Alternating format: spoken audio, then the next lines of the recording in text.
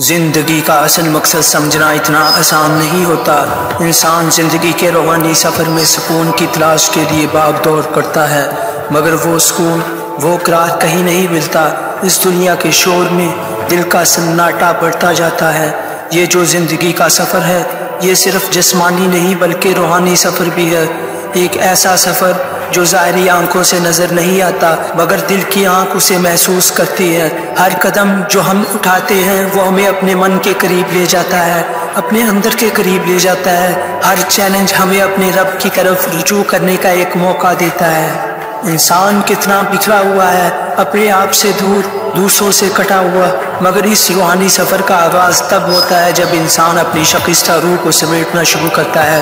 اس سفر میں سکون کا ایک لمحہ بھی دنیا کی ساری دولت سے بڑھ کر ہوتا ہے۔ یہ سفر ہے اندھیروں سے روشنی کی طرف، وہ روشنی جو دل کے اندر پھوٹتی ہے، جس کے لیے ہمیں اپنی انا، اپنی خواہشات اور اپنی سوچ کی محدودیت کو قربان کرنا پڑتا ہے۔ یہ قربانی ہی اصل آزادی ہے۔ جب انسان خود کو اپنے رب کے سامنے جھکا دیتا ہے تبھی اس کو حقیقت میں بلندی ملتی ہے۔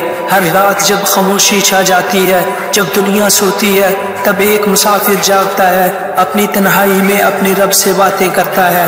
وہ رب جو کبھی نہیں سوتا، کبھی نہیں تھکتا۔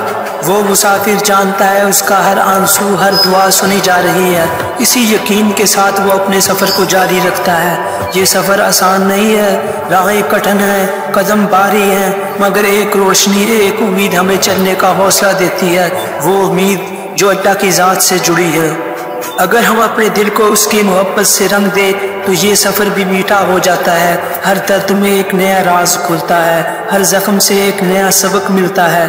ان سب کے بیچ میں ہمارے دل میں سے دعا نکلتی ہے کہ اے اللہ، ہمیں اس سفر میں ثابت قدم رکھ، ہمارے راہوں کو آسان بنا اور ہمارے دلوں کو وہ سکون عطا فرما جو صرف تو ہی دے سکتا ہے۔ ہمیں اپنی محبت کے اس مقام پر لے جا جہاں ہر خواہش، ہر غم تیری رضا سے ڈل جائے۔ یہی ہے روحانی سفر، اندر سے جڑنے کا، خود کو ڈھونڈنے کا اور بالآخر اس ذات تک پہنچنے کا جو ہر چیز کا مالک ہے۔ ایک سفر جو بظاہر خاموش ہے مگر دل کی گہرائیوں میں طوفان برپا کر دیتا ہے۔ یہی ہے اصل منزل، یہی ہے اصل سفر۔ یہ زندگی کا روحانی سفر اتنا آسان نہیں ہوتا، اس میں اللہ کو یاد کرنا پڑتا ہے۔